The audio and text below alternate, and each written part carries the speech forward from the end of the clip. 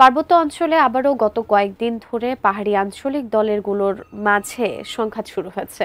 এতে করে নিরাপত্তাহীনতায় ভোগার পাশাপাশি চরম আতঙ্কে রয়েছেন স্থানীয়রা। বিস্তারিত জানাতে রাঙ্গামাটি থেকে আমাদের যুক্ত হয়েছেন আমাদের সহকর্মী রাঙ্গামাটি প্রতিনিধি ইমতিয়াজ আলম ইমন।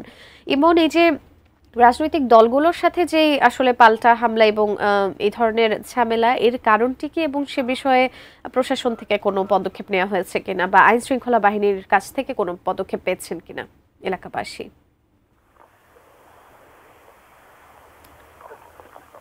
সুজনা, আপনি যেমনটি বলছিলেন, গত কয়েকদিন যাবৎ কিন্তু পার্বত্য অঞ্চলের বিভিন্ন যে তিনটি জেলা রয়েছে, তিন জেলার সবসময় কিন্তু সংঘাত ঘটে এখানকার আঞ্চলিক সংগঠনগুলোর মধ্যে।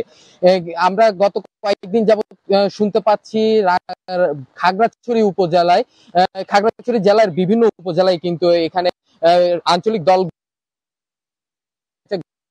জন্য পানছড়ি উপজেলায় নিহত হয়েছে। এছাড়াও এইখানকার যে পার্বত্য অঞ্চলে আঞ্চলিক সংগঠনগুলো রয়েছে তাদের মধ্যে যে কুন্দল, সেটি কিন্তু এখানকার নতুন কোনো বিষয় নয়। আমরা খবর পাই প্রতিনিয়তই এখানকার যে দুর্গম পাহাড়গুলো রয়েছে সেই দুর্গম পাহাড়গুলোতে এখানকার আঞ্চলিক দলগুলোর মধ্যে একটি সংঘাত লেগেই থাকে।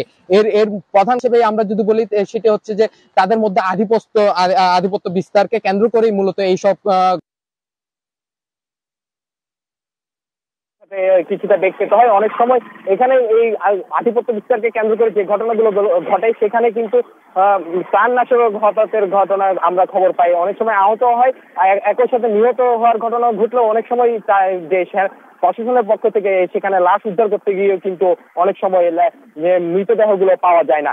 তো একই সাথে এখানকার স্থানীয়রা কিন্তু অনেকটাই আতঙ্কে দিন যাপন করেন। একই সাথে এখানকার যে স্থানীয়রা প্রত্যাশা করে এখানকার যে সার্বিক আইন শৃঙ্খলা পরিস্থিতি স্বাভাবিক হয়ে এখানকার পাহাড়ে শান্তি ফিরিয়ে আসবে। একই সাথে এখানকার যে স্থানীয়রা রয়েছে তারা এখানকার যে সকল দিন যাপন করেন, একই সাথে এখানকার যে স্থানীয়রা প্রত্যাশা করে এখানকার যে সার্বিক আইন শৃঙ্খলা পরিস্থিতি স্বাভাবিক হয়ে এখানকার পাহাড়ে শান্তি ফিরিয়ে আসবে। একই সাথে এখানকার যে স্থানীয়রা রয়েছে তারা এখানকার যে সকল দুর্গম পাহাড়ি এলাকা রয়েছে সেখানে আরো বেশি সেনা ক্যাম্প স্থাপনের জন্য তারা দাবি করছেন।